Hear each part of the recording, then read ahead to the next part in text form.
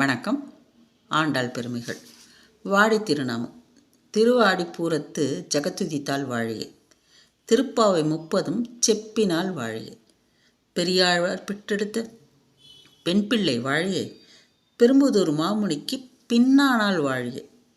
143 வாழியே. மறுவரும் திருமல்லி வளநாடி வாழியே. வன்புதுவை நகர்கோதை மலர்ப்பதங்கள் வாழியே. ஆண்டாள் திருவாடிப்பூரத்தன்று உதித்தவர்கள். திருப்பாவை 30 செப்பியவர்கள். 30 திருப்பாடல்கள் நமக்காக அருளியிருக்கிறார். பெரியாழ்வார் பெற்றெடுத்த பெண். அவர் வளர்ப்பு மகளாக, பெரியாழ்வாருக்கு வளர்ப்பு மகளாக வாழ்ந்திருக்கிறார். பெரும்புதூர் மாமுனிக்கு பின்னானால் வாழியே.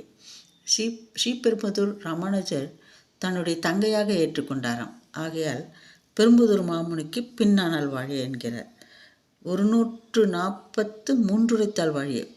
திருப்பாவை அல்லாமல் 143 திருமொழிகளை நாச்சியார் திருமொழியாக எழுதியிருக்கிறார். மறுவரும் திருமல்லி வளநாடி வாழியே. வன்புதுவை நகர்கோதை மலர்ப்பதங்கள் வாழியே. வன்புதுவை என்றால் ஸ்ரீவில்லிபுத்தூரை வன்புதுவை என்று அழைக்கிறார்கள். ஆயனுக்காக தான் கண்ட கனவினை வேயர் புகழ் வில்லி புத்தூர் கொண் கோதை சொல் தூய தமிழ் மாலை ஈரைந்து வல்லவர் வாயு நன்மக்களை பெற்று மகிழ்வீரே. நாச்சியார் திருமொழி 143 பாடல்களும் திருப்பாவையில் 30 பாடல்களும் பாடியிருக்கிறார். மொத்தம் 173 பாடல்கள் பாடியிருக்கிறார்.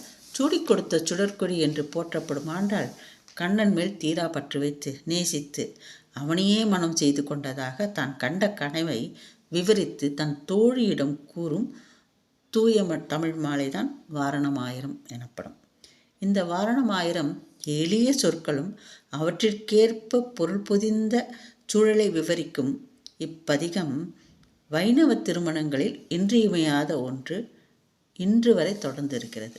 எப்படி என்றால், வைணவ திருமணங்களில் பச்சை பூசுதல் என்ற சடங்கு நடைபெறும். அந்த பச்சை பூசுதல் என்ற சடங்கில் வாரணமாயிரம் பாடல்களை பாடுவார்களாம்.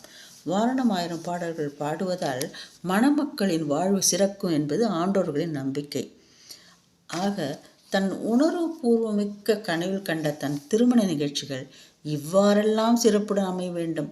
கோதை கோவிந்தனின் திருமண வைபவம் விண்ணுக்கும் மண்ணுக்கும் பிரமிப்பையும் பிரம்மாண்டத்தையும் விளக்குவதாக இருக்க வேண்டும் என்று எண்ணி தன் திருமண வைபவத்தை ஆய்ந்து அறிந்து அதன் நிகழ்வுகளாக ஒன்றன் பின் ஒன்றாக இயற்றியுள்ளார் ஆண்டாள்.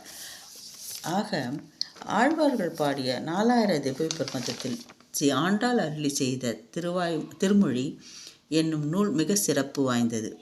இந்நூல் தையோடு திங்களும் தரை விலைக்கு தன் மண்டலமிட்டு என்று தொடங்கும் முதல் பாடல். அதிலிருந்து பட்டிமேந்தூர் வரை 14 திருமொழிகள் கொண்டது. நாச்சியார் திருமொழியில் 6வது திருமொழியாக வாரணமாயிரம் என்னும் திருப்பதிகம் இடம்பெற்றுள்ளது. இந்த வாரணமாயிரம் திருப்பதிகங்களை பாடுவதால் இளம் பெண்கள் ஆண்கள் அனைவருக்கும் திருமண வைபவம் அதிசீக்கிரம் நடைபெற வாய்ப்பு இருக்கிறது என்று பெரியோர்கள் கருதுகிறார்கள். திருப்பாவை 30 பாடல்களும் அல்லாது இந்த வாரணமாயிரம் பாடல்களையும் பாராயணம் செய்ய வேண்டும் என்பது பெரியவர்களின் கோரிக்கை. அதுபோன்று திருமணமாகாத இளம் பெண்கள் ஆண்கள் அனைவரும் இப்பாடல்களை பாராயணம் செய்து நல்லருள் பெற வேண்டும் என்று கேட்டுக்கொள்கிறேன். வணக்கம். தேங்க்யூ.